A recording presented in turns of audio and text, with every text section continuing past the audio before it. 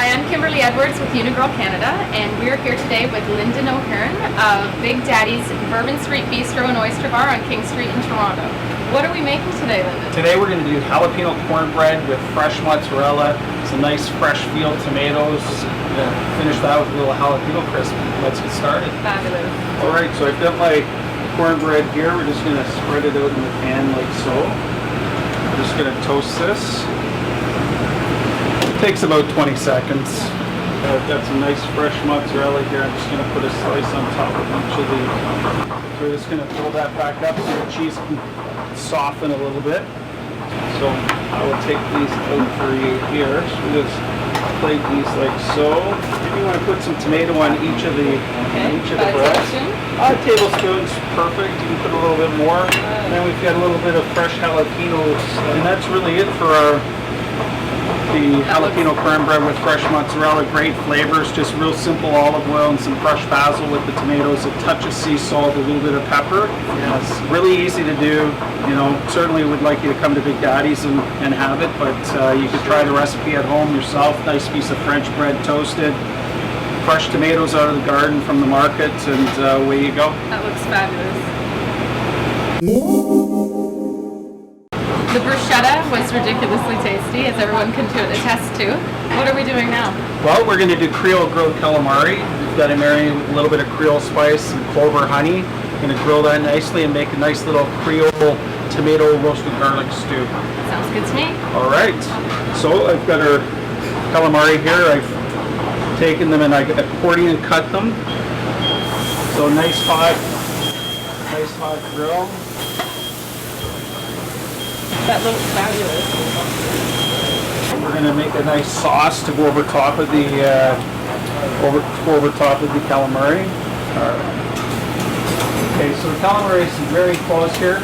We don't want to overcook it, so we're going to start putting together our sauce here. So I have a few scraped tomatoes here, some green onion, a little bit of garlic, a little bit more than a little, some capers. We like those to sizzle a little bit. And I'm going to add a couple of garlic cloves here. Just whole garlic cloves as well.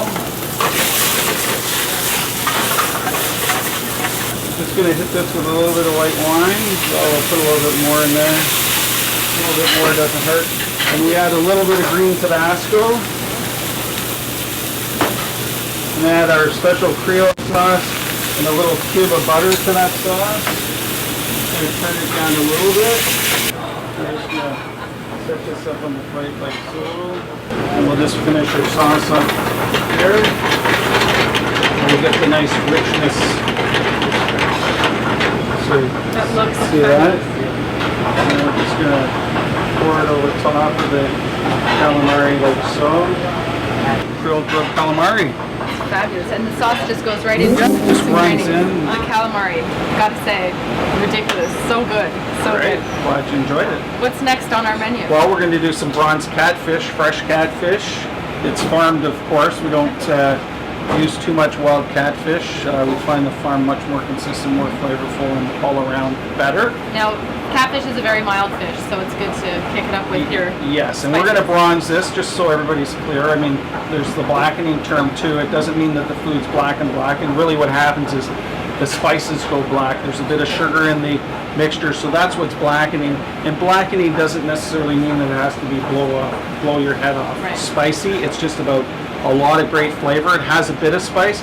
Bronzed is just moving it down to the next level. We don't put quite as much spice on there, but the same process. So let's get started. Now what are we doing? All right, so I've got pan getting hot here. I'll grab my tongs. We'll put a couple of pieces of catfish in our blackening spice here. Generously? Yeah, just on one side. Typically when we bronze, we just do the one side of the fish. We like to, definitely want people to be able to taste the fish and get a sense of the whole, New Orleans Cajun experience when they have the fish. So we're just going to let that sizzle for about 1 minute on that side. You can see how the fish has got some nice color on there. So I'm just going to add a little knob of butter to the pan.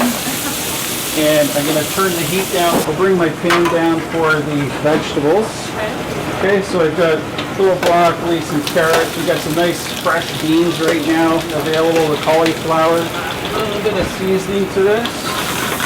And I've just lightly steamed the vegetables. So, That's few beautiful. pieces. So, you know, when you put this on, just, you know, crisscross a little bit. We've got a Okra. nice little piece of okra that we're gonna just set in there as well. So let's take a look at our catfish now. See, the catfish is nicely sizzling. I would just touch it. This piece is almost done. This one probably needs about 2 more minutes. So we'll just set it up here for about another 30 seconds. Now, what would you accompany this with? A beer or a wine? Well, yeah, there's nothing wrong with a nice cold beer with the catfish, but just like that, you know, we can we'll just serve it with a piece of lemon. Sometimes we do different drizzles on top of the fish, but that's what the bronze catfish is looking like. Wow, I can't wait to eat that. So here's our amazing final 2 dishes. Shucked oysters, freshly shucked oysters on ice, and the bronzed catfish with the melange of vegetables and the Creole rice. Yes. Thank you very much.